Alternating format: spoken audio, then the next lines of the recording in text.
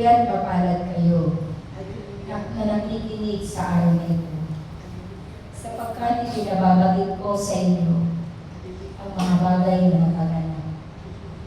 Kung ang mundo nito ay mayroong tagapagtanggol sa mga naaaki, mayroong mga lumalaban, nag-aalay ng buhay para sa digmaan. Ngayon ikaw ang panahon na kayo'y mag-aalay ng inyong mga sarili sa pamamagitan ng mga kapangyarihan na nailagay ko sa inyong mga nila. Kayo ay magiging tagapagtanggol. Kayo ang magiging tagapag-alis ng salot. Kayo ang magiging tagapanalangin. Iyan ay ipinagkakaloob ko at ipinagkakagubilin ko sa inyo lahat, sapagkat ang panahon na ito ay tunay na mapupuno ng kaguluhan at himagsikan. Ngunit huwag kayong mag-alala. Ako si Yahweh, ang Diyos na kasama ninyo. Kaya't nawa sa panahon na kayo'y makikipagtipan sa akin, nais kong kayong lahat ay maging malinis ang inyong mga puso. Alisin na ninyo ang mga munting gamit sa inyong puso, sapagkat sa panahon ito, iyan ay hindi nararapat. Alisin na ninyo ang munting kampo sa bawat isa, sapagkat kayo'y lingkod, tagapagtanggol, tagapagligtas, tagapagpalayas ng salot, at hindi iyan nakikibahagi sa gawain ito. Sapagkat ang isang lingkod ay marunong umunawa, marunong magparaya, marunong tumanggap, marunong magbigay. Kaya naman, kayo'y patuloy kong ihahadya sa mga karanasin na mga kabuluhan. Hindi ninyo hahawakan ang mga sandatang nakamamatay. Hindi ninyo dapat hawakan ang mga sandatang nagwawala ng buhay.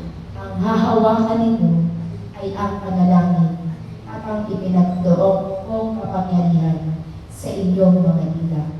Kaya't aking mga anak, kayo ay aking tinatawagan na gamitin ang lahat ng ito upang kayo ay maging kaisa sa pagliligtas ng mundo ito.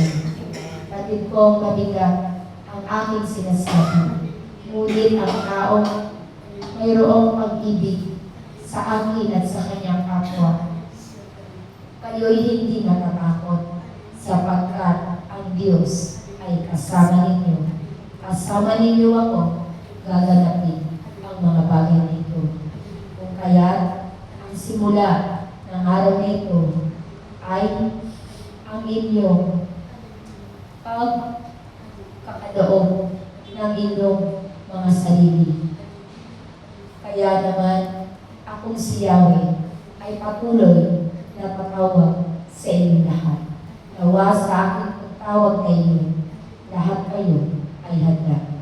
Kayo'y pinagtitibay ko at pinag-iisa ko sa pangalan ng aking pangalan na itinakakpo sa inyong mga kamay.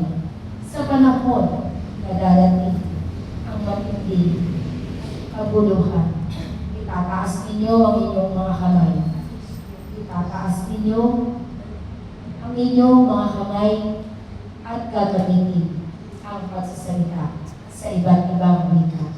Ito'y aking tagubilin na puno ng pag-asa na ito ay inyong gagawin, sapagkat ito ay mahalagang tagubilin. Maraming salamat sa inyong lahat, aking mga anak. Iniibig ko kayong lahat. Iniibig ko ang lahat ng binigyan ko ng buhay. Iniibig ko at iingatan ko ang mga taong patuloy na kikilala at susunod sa aking kalooban. Sumainyo ang kapayapaan. Kapayapaan ay inyong tanggapin. Mapuno kayo ng pag-ibig sa bawat isa. Mapuno kayo ng pag-asa sapagkat akong si Yahweh ay narito kasama ninyo sa bawat oras.